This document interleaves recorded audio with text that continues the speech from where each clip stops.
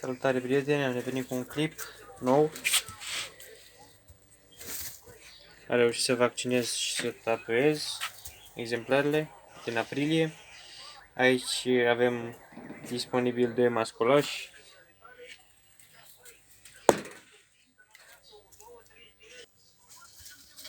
Aici avem un cuib de 9,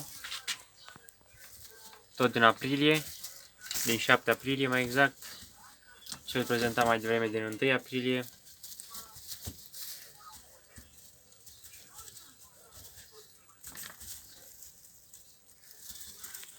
Tatuați și ei acum ceva timp și vaccinați ieri.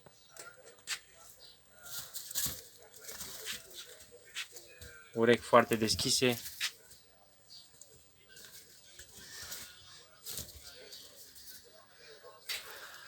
Disponibil și ei.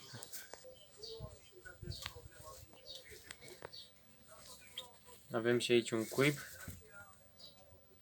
Erau 3 de la ea și această femeluță adoptată. Dar am dat azi la un prieten care a venit după aia, am dat un mascul de aici. Disponibil și de aici. Și aici tot cuib de aprilie, cuib de 6. Tatuați astăzi.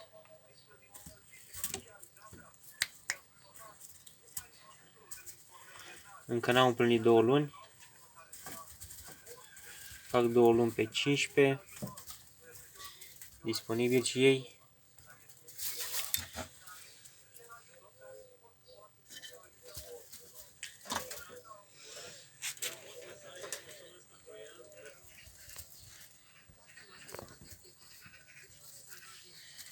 Și aici tot cuib de aprilie. Avem și de aici exemplare disponibile. Tot așa tatuați astăzi.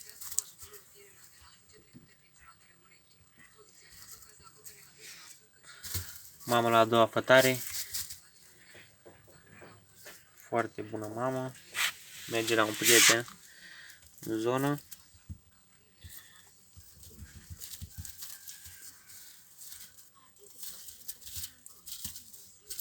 Aceștia fac 2 luni pe data de 19.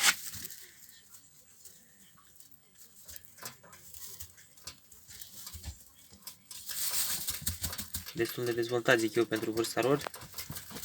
Or să fie și ei disponibili după înțărcare.